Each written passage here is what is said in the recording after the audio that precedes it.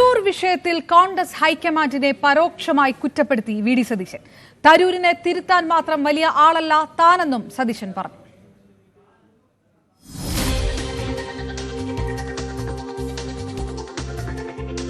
അത് അദ്ദേഹത്തിന്റെ, ഞാനത് അദ്ദേഹവുമായിട്ട് കൊമ്പ് കൊടുക്കാനോ വഴക്കിടാനോ ഒന്നും ഞങ്ങളില്ല. അത് അദ്ദേഹം വർക്കിംഗ് കമ്മിറ്റി മെമ്പറാണ്, കേരള കോൺഗ്രസിന്റെ വർക്കിംഗ് കമ്മിറ്റി മെമ്പറാണ്. അദ്ദേഹത്തോട് സംസാരിക്കേണ്ടത് അഖിലേന്ത്യാ കോൺഗ്രസ് നേതൃത്വമാണ്. ഞങ്ങളൊക്കെ അതിനേക്കാളൊക്കെ വളരെ താഴെ പൊസിഷനിലിരിക്കുന്ന ആളാണ്, ഞങ്ങളുടെയൊക്കെ മീതെ നിൽക്കുന്ന ഒരാളാണ്.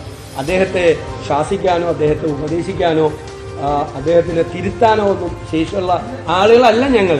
അല്ല, അദ്ദേഹത്തിന് ഉള്ള ആളുകളല്ല ഞങ്ങൾ അദ്ദേഹവുമായിട്ട് ഒരു തർക്കത്തിനും പോകുന്നില്ല. ഞങ്ങളാരും പോകുന്നില്ല. ഞങ്ങളുമായിട്ട് അദ്ദേഹം അത് അദ്ദേഹത്തിന്റെ അഭിപ്രായം. അദ്ദേഹം അത് ബാക്കിയുള്ളൊരു വിലയിരുത്തട്ടെ. അദ്ദേഹം പറഞ്ഞത്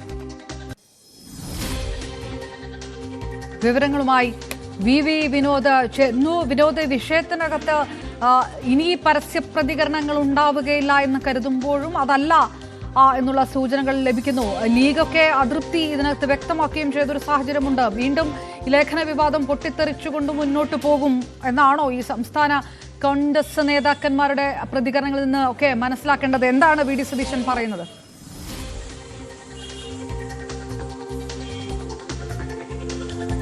അപർണ, ഈ തരൂരിന്റെ ലേഖനം അത് ഇതുവരെ പ്രതിപക്ഷം എടുത്ത ആക്രമണോത്സുകത അല്ലെങ്കിൽ ഭരണപക്ഷത്തിനെതിരെ എടുത്ത നിലപാടുകൾ അതിന്റെ മുനയൊടിക്കുന്നതായി പോയി എന്ന കൃത്യമായ വിലയിരുത്തൽ തന്നെയാണ് സംസ്ഥാന നേതൃത്വത്തിനുള്ളത്.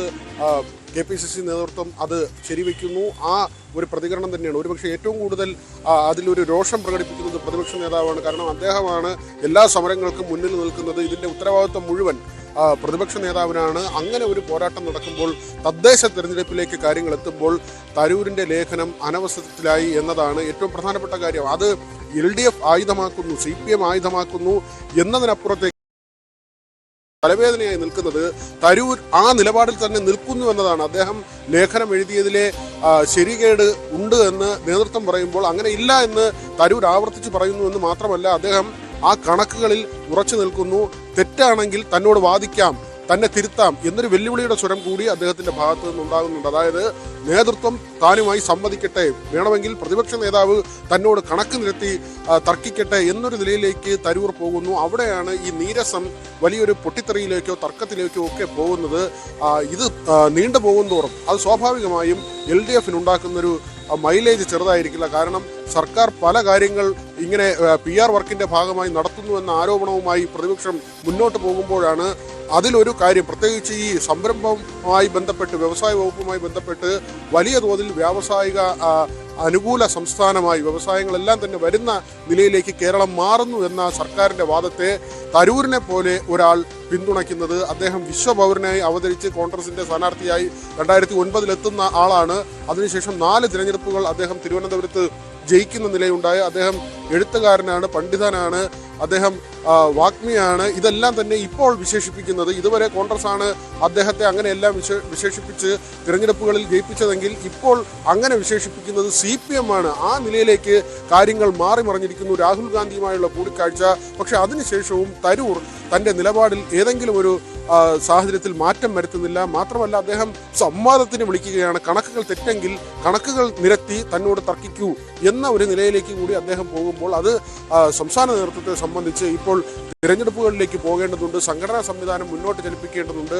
അവിടെയാണ് ഈ പിന്നോട്ടടിക്കുന്ന തരത്തിൽ അല്ലെങ്കിൽ സ്വയം നിന്ന് പോരാടേണ്ട, പാളയത്തിൽ പട എന്ന നിലയ്ക്ക് യുദ്ധം ചെയ്യേണ്ട അവസ്ഥയിലേക്ക് സംസ്ഥാന നേതൃത്വം പോകുന്നത്. അത് അവരെ സംബന്ധിച്ച് ആശാസ്യമല്ല, അവർക്ക് അതൊരു സന്തോഷം നൽകുന്ന കാര്യമല്ല. ആ ഒരു പ്രതികരണം തന്നെയാണ് പ്രതിപക്ഷ നേതാവിന്റെ വാക്കുകളിൽ വരുന്നത്. അദ്ദേഹം വലിയ ആളാണ്, വർക്കിംഗ് കമ്മിറ്റിയിലുള്ള ആളാണ്, അദ്ദേഹത്തിനേക്കാൾ താഴെയുള്ള ആൾക്കാരാണ് ഞങ്ങൾ, അതുകൊണ്ട് അദ്ദേഹത്തെ തിരുത്താനൊന്നുമില്ല. ഇതിന്റെ ഉത്തരവാദിത്വം മുഴുവൻ ഹൈക്കമാൻഡിന്റെ തലയിലേക്ക് വി.ഡി. സതീശൻ ഉൾപ്പെടെ വെച്ചു കൊടുക്കുകയാണ്. K. സുധാകരൻ ആദ്യം തരൂരിന് അനുകൂലമായൊരു നിലപാടെടുത്തെങ്കിലും കാര്യങ്ങൾ പന്തിയല്ല എന്ന് മനസ്സിലായതോടെ അദ്ദേഹവും തരൂരിനെ വിളിച്ച് ഇതിന്റെ അപകടം മനസ്സിലാക്കുന്നു.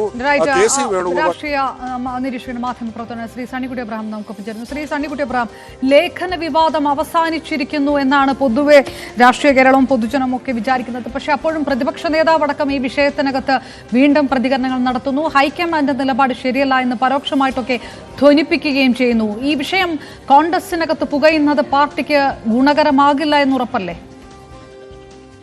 പാർട്ടിക്ക് ഗുണകരമാവില്ല എന്നുള്ളത് ഏത് കൊച്ചുകുട്ടിക്ക് അറിയാവുന്ന കാര്യമാണ്.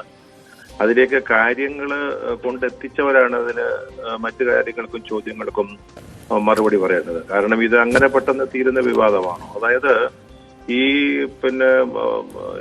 വ്യവസായ രംഗത്തെ ഈ വളർച്ച സംബന്ധിച്ച് വലിയ ആഘോഷമായ അവകാശവാദങ്ങൾ CPM അല്ലെങ്കിൽ LDF ഉന്നയിക്കുമ്പോൾ അല്ലെങ്കിൽ ഗവൺമെന്റ് മുന്നോട്ട് വയ്ക്കുമ്പോൾ അതിനെതിരെ അടിത്തട്ട് മുതൽ പ്രചരണം നടത്തിക്കൊണ്ടിരിക്കുക കോൺഗ്രസ് അല്ലെങ്കിൽ UDF. ആ സമയത്ത് കോൺഗ്രസിന്റെ ഒരു മുതിർന്ന നേതാവ്, അതും പ്രവർത്തക സമിതി അംഗം, അദ്ദേഹം ഒരു കാഷ്വലായിട്ടുള്ള ഒരു പ്രസ്താവന പറയുകയോ നടത്തുകയോ അല്ലല്ലോ ചെയ്തു. അദ്ദേഹം ഒരു ലേഖനം എഴുതി ഇന്ത്യൻ റിപ്പോർട്ട് പത്രത്തില്. അദ്ദേഹത്തിന് മുമ്പിൽ ലഭ്യമായ ചില ഡേറ്റാസ് വെച്ചുകൊണ്ട് ഏതാണ്ട് 2,96,000 പുതിയ സംരംഭങ്ങൾ ഉണ്ടായി എന്നൊക്കെ ചൂണ്ടിക്കാണിച്ചുകൊണ്ട് ഇത് ഉദ്യം പദ്ധതിയിൽ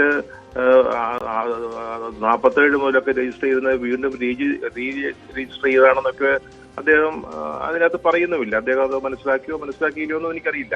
എന്താണേലും അതൊരു തർക്ക വിഷയമാകുമ്പോൾ എങ്ങനെ UDF പ്രതിരോധിക്കും?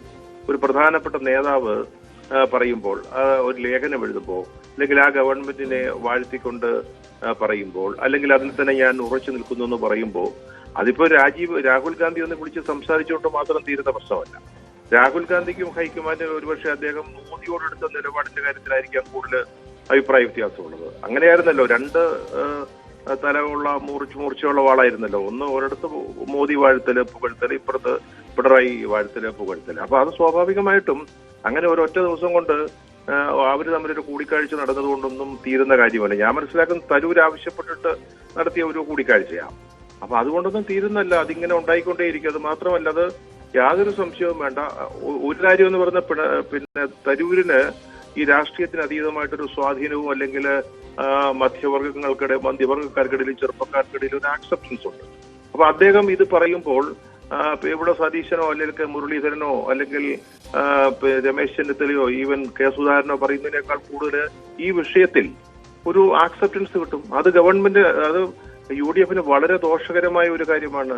അവരതിനെ പ്രതിരോധിച്ചുകൊണ്ടിരിക്കുക, അതിനെ കണക്ക് വെച്ച് തന്നെ പ്രതിരോധിച്ചുകൊണ്ടിരിക്കുമ്പോൾ സർക്കാർ പ്രൊവൈഡ് ചെയ്യുന്ന കണക്ക് വെച്ച് അദ്ദേഹം